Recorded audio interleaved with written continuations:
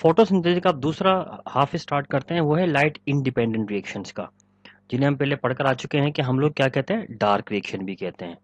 ठीक है, ये डार्क रिएक्शंस भी कहलाते हैं। और आपको पता है कि डार्क रिएक्शन कहाँ पर होते हैं? These reactions takes place in stroma, stroma के अंदर होते हैं। अच्छा, ये जो डार्क रिएक्शंस हैं इनको हम C3 साइकिल भी कहते हैं। ठीक है, लेकिन इससे ज़्यादा इम्पोर्टेंट ये कि ये इसको हम केल्विन बेंसन साइकिल भी कहते हैं। अच्छा, केल्विन बेंसन साइकिल का मत, केल्विन जो है ना, मेल्विन केल्विन जो था इसका डिस्कवरर था, बेंसन इसका कुलीग था, तो इन दोनों के नाम पर केल्विन बेंसन साइकिल भी कहते हैं, और खाली केल्विन साइकिल भी कहा जाता है इसको। ठीक है, अब ये साइकिल क्यों कहते हैं ये भी ज़रा हम डिस्कस कर लेंगे, लेकिन बहरहाल पहले इसको देखते हैं कि इंट्रोडक्शन इसका लेते हैं कि क्या चीज़ होती है। अच्छा, अब इसमें होता ये है कि इस केल्विन बेंसन साइकिल में टोटल 13 रिएक्शंस की पूरी सीरीज होती है।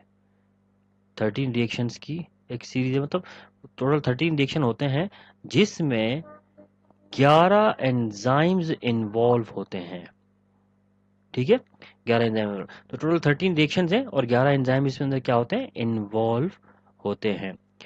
अब इस पूरी सीरीज ऑफ रिएक्शन को साइंटिस्ट ने डिवाइड कर दिया है 3 हाफ में। ठीक है, 3 हाफ में डिवाइड किया है। जैसे मिसाल के तौर पे पहला इसका फेज है कार्बोक्सिलेशन, कार्बोक्सिलेशन। ठीक है, यानी 13 रिएक्शन की सीरीज को 3 हिस्सों में डिवाइड किया है। कार्बोक्सिलेशन के बाद नंबर 2 पे है रिडक्शन। ठीक है, और नंबर 3 पे है रीजनरेशन। रीजनरेशन, तो केल्विन बेंसन साइकिल में टोटल 3 रिएक्शंस, टोटल 13 रिएक्शंस होते हैं और 11 एंजाइम इन्वॉल्व होते हैं। इन 13 रिएक्शन की सीरीज को हम लोगों ने 3 फेजेज में डिवाइड कर लिया है, 3 स्टेप्स में स्टार्ट किया।